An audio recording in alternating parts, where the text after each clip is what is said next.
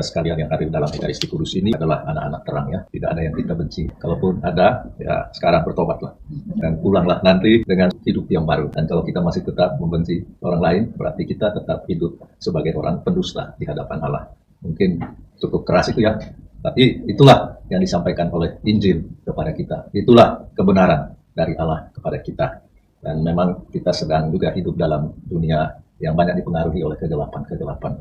Karena kebencian. Dan ada yang komentar di media sosial membenci presiden itu karena dia datang ke gereja kita. Katanya itu mengganggu pelayanan Ekaristi Kudus kita. Itu memang pendapat orang yang membenci presiden. Orang ini ya belum melihat terang dari Tuhan sendiri. Kalau kita melihat dan mengikuti terang itu, maka kita akan menghargai siapapun yang mau berjalan bersama kita di dunia ini. Dan kita tidak mencap orang sebagai orang yang jahat, tetapi kita berusaha untuk bertumbuh, berkembang dalam terang itu sendiri, yang adalah Tuhan Yesus, Sang Bayi di Bethlehem itu. Sembah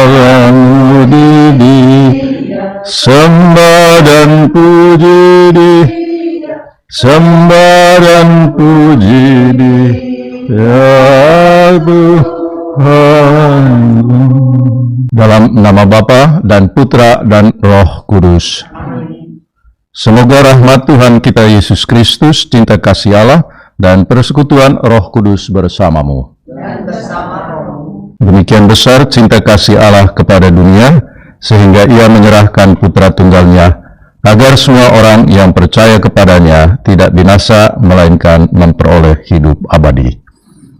Umat sekalian, kita merayakan Ekaristi pagi hari ini dalam semangat merayakan Natal. Sekaligus juga kita sedang mempersiapkan diri untuk mengakhiri hari-hari kehidupan kita di tahun 2022 ini. Kita akan memasuki tahun 2023 dengan tetap teguh dalam iman akan Allah, yang dalam bacaan pertama hari ini dijelaskan oleh Yohanes sebagai terang yang telah datang ke dunia ini. Apakah kita mau mengikuti terang itu? Itulah pertanyaannya untuk kita, sekaligus juga keputusan kita untuk hidup menurut terang itu, yang adalah Yesus Kristus itu.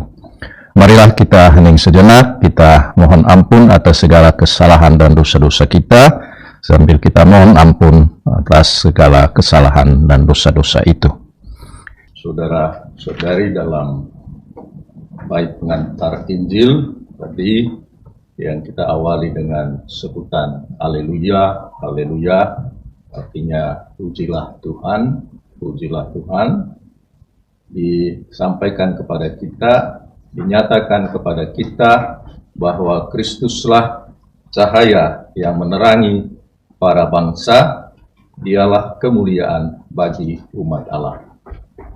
Kristus adalah terang dunia, dan barang siapa yang mengikuti Kristus itu, ia hidup dalam terang, ia tidak mengikuti kegelapan. Memang hal ini kemudian dipertegas oleh Rasul Yohanes dalam bacaan yang pertama.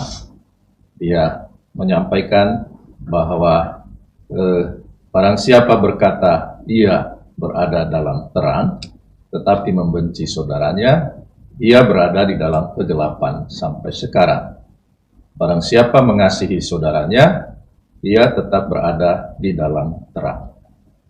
Memang Yohanes yang adalah rasul dan juga penginjil ini seringkali menyampaikan cara memahami Allah itu dengan istilah terang dan gelap. Jadi dia bermain dengan terminologi terang dan gelap. Barang siapa yang hidup mengikuti Allah Sang Terang itu, maka dia akan menghidupi terang itu dalam hidupnya. Dan itu berarti dia melawan kegelapan. Dan kegelapan itu diungkapkannya sebagai orang-orang yang mengikuti roh kegelapan, roh jahat. Karena hanyalah roh jahat yang membuat orang akhirnya membenci saudaranya. Itu berarti ia tidak hidup dalam terang. Dia katakan kalau orang itu mengatakan mengenal Allah tetapi tidak mengikuti perintahnya, maka ia sebenarnya adalah seorang pendusta.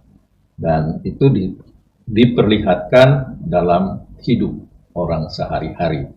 Dan Santo Yohanes ini amat menekankan tentang hidup dalam semangat kasih, semangat mencintai satu sama lain, semangat yang mau memberikan kehidupan kepada sesama kita.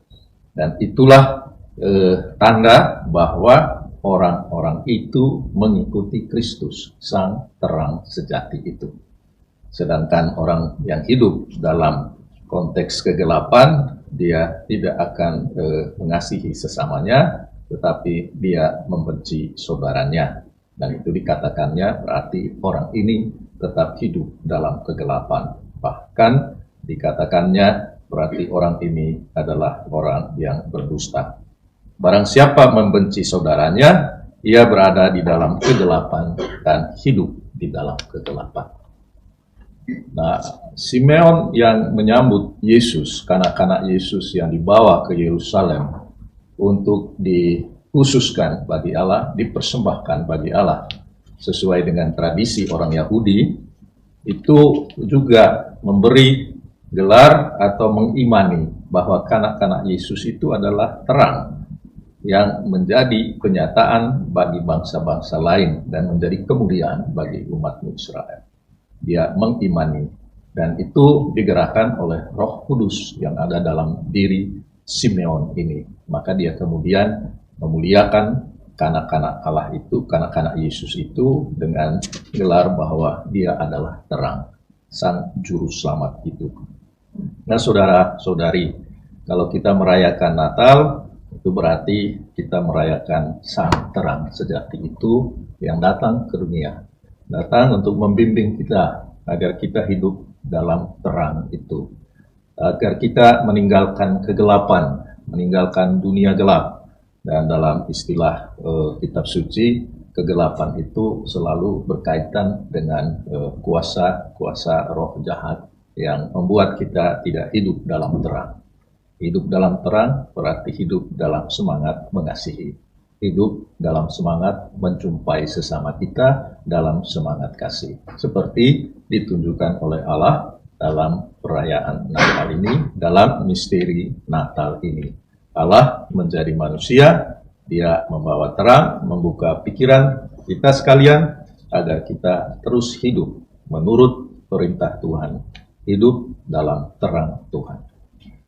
Bahkan juga hari ini pemazmur bukan hanya mengajak kita untuk bersuka cita dan bersorak-sorai, tapi dia juga mengajak, biarlah langit bersuka cita dan bumi bersorak-sorai karena sang terang itu telah menjadi nyata dan hidup di dalam dunia ini.